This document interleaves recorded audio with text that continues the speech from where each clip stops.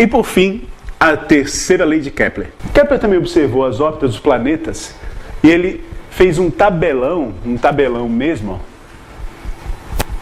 do raio médio das órbitas deles. Por que raio médio? Porque tem dois raios, né? Ok? Tem dois raios? Não, desculpa. Tem um raio que vai mudando no decorrer do tempo. O raio vai diminuindo, depois aumentando. E o período. Zé, o que é período mesmo? Período, lembra a aula de movimento circular? Período é o tempo para dar uma volta completa. Então ele fez um tabelão do raio e do período. Por exemplo, para a Terra, se a gente pegar o planeta Terra, o período é 1 ano. E o raio da órbita é 1 unidade astronômica. Beleza? O que é isso, Zeca? Bom, as distâncias no espaço são muito grandes, né? Para medir em metro, quilômetro e tal, é muito complicado. Então existem outras unidades de medida de distância no espaço. Uma você já deve ter ouvido falar, que é o ano-luz. Que é uma distância extremamente grande. Ó, 1 ano-luz, vou até botar aqui, ó. 1 ano-luz. Percebe que a gente está multiplicando tempo pela velocidade da luz. E distância é exatamente isso, né? Velocidade vezes tempo, tá? 1 ano-luz é a distância que a luz percorre em 1 ano. Se você quiser fazer essa conta, né? Você transforma 1 ano em segundo e multiplica pela velocidade da luz, que é aquele famoso, né? 3 vezes 10 na 8 metros por segundo. Certo? Lembra, né?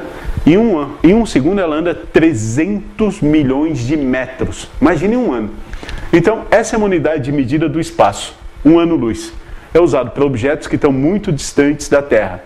Por exemplo, a estrela mais próxima da Terra, tirando o Sol, que é uma estrela, vai estar a 4 anos-luz. A luz demora 4 anos para chegar na Terra. E isso, quando a gente olha para essa estrela, a gente está vendo ela 4 anos no passado, porque a gente está vendo uma luz que saiu dela há 4 anos. Tá legal? Se a gente fosse usar essa unidade para o nosso sistema solar, não seria tão boa, né? Porque, por exemplo, a distância Terra-Sol é de mais ou menos 8 minutos-luz. Então existe um outro padrão de unidade, um pouco menor, que é utilizado dentro do nosso sistema solar, que é a unidade astronômica. Uma unidade astronômica é a distância Terra-Sol, mais ou menos 150 milhões de quilômetros. Então, eles, antigamente, né, como eles não sabiam a distância Terra-Sol, eles faziam isso por comparação. Eles comparavam a distância de outros planetas com a distância Terra-Sol. E essa unidade acabou sendo utilizada até hoje como unidade astronômica. Então, como a Terra é usada como padrão, né, a distância média da Terra-Sol é exatamente uma unidade astronômica. E ele fez isso para os outros planetas. Mediu o período e mediu, utilizando uma geometria bacana, que a gente não vai ver, mas você acha isso na internet, tá? As distâncias dos planetas até o Sol. Ele fez um tabelão, um gráfico, e ele percebeu o seguinte, que o tempo que os planetas levam para dar uma volta ao quadrado é proporcional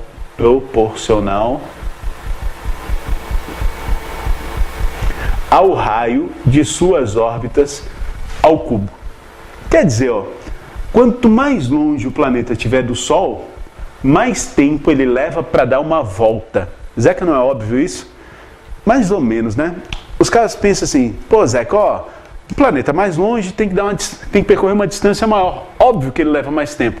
Mas a gente poderia pensar no seguinte, mas vai que tem um planeta que está mais distante, só que ele anda mais rápido. Então, apesar de estar mais distante, ele poderia levar menos tempo. Bom, já vou dizer para vocês que isso não existe, tá? A gente vai ver que Newton foi o cara, Zeca Newton é fodão de novo? É, fodão de novo. Ele que resolve toda essa encrenca, né?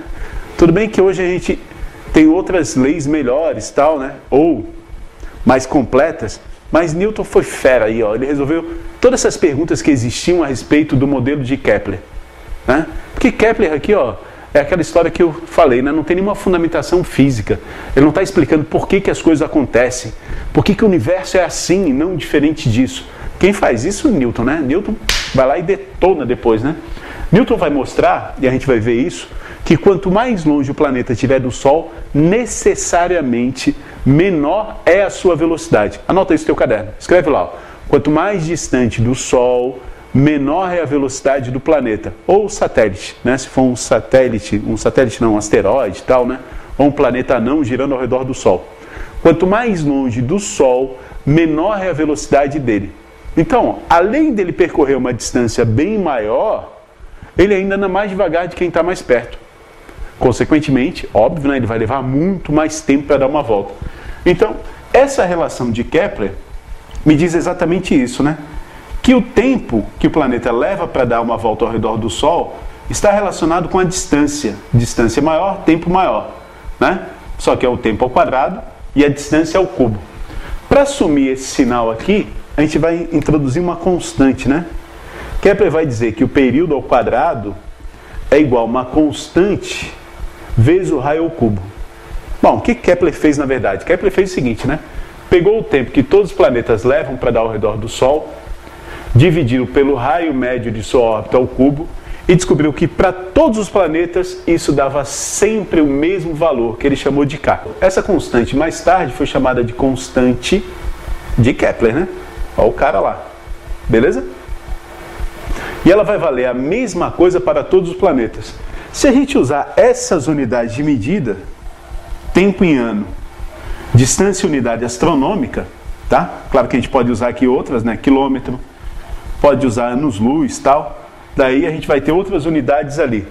Na hora de achar esse K, para a Terra ali, ó, seria 1 ao quadrado, tá percebendo? Dividindo por 1 ao cubo. Bom, 1 ao quadrado é 1, 1 ao cubo é 1, né? Então esse K daria 1, vamos botar a unidade aqui, ano ao quadrado, dividido por unidade astronômica ao cubo. Certo? Essa unidade aqui não precisa se preocupar, tal, você não lembra de nenhum problema que a gente utilize essa unidade para resolver. Então, de todos os planetas, aquilo ali dá 1. Ok? Nessas unidades aqui, né? Se for uma unidade diferente, vai dar um K diferente para a Terra. Mas esse K diferente para a Terra, vamos supor, deu 100 mil. Vai dar 100 mil para todos os planetas. Todos os planetas têm o mesmo K, se a gente usar o mesmo sistema de unidades para todos. E isso permite que a gente faça algumas continhas, que é o único exemplo de conta que a gente vai ver de leis de Kepler. O resto é teoria, tá? Ó, cuidado, ó. Quais são as teorias importantes de leis de Kepler?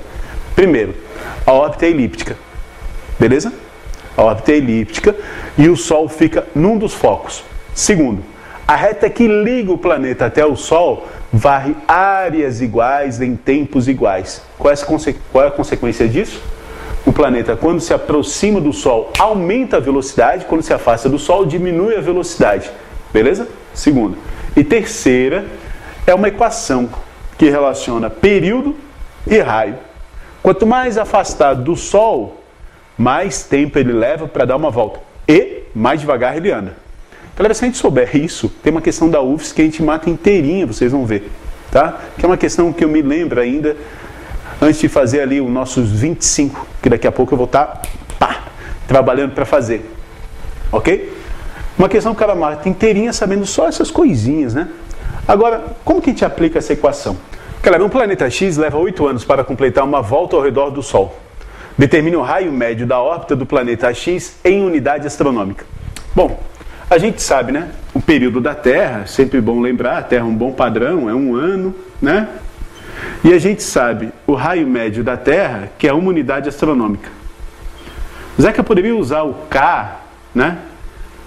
1, poderia, tá? Porque é ano e unidade astronômica, a gente poderia usar o K igual a 1. Mas beleza, vamos aqui fazer dessa maneira. Ele me diz, ó, quanto que é o período do planeta X. O período do planeta X é 8 anos, né? E quer saber o raio do planeta X, certo? Lembra que a gente viu, né? Todos os planetas vão ter o mesmo K, que aliás Newton descobre depois. Esse K depende de quem está no centro do movimento orbital, beleza? Como todos os planetas giram ao redor do Sol, todos têm o mesmo K.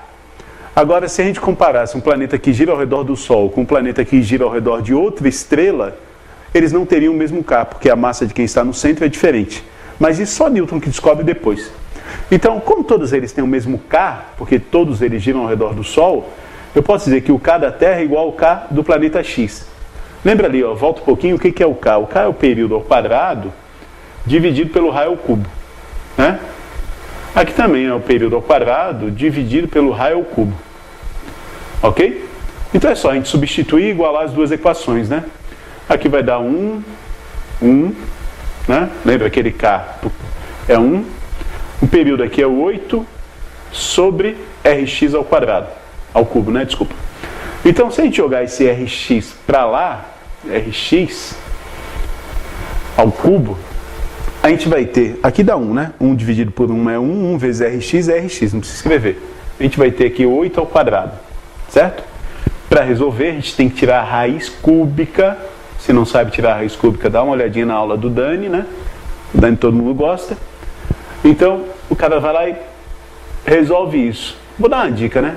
Ao invés de levar ao quadrado e depois fatorar, fatora o 8, ó. 8 por 2 dá 4. Por 2 dá 2. Por 2 dá 1. 8 é 2 ao cubo.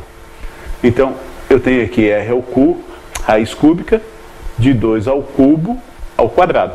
Bom, 2 ao cubo ao quadrado é 2 na 6, né?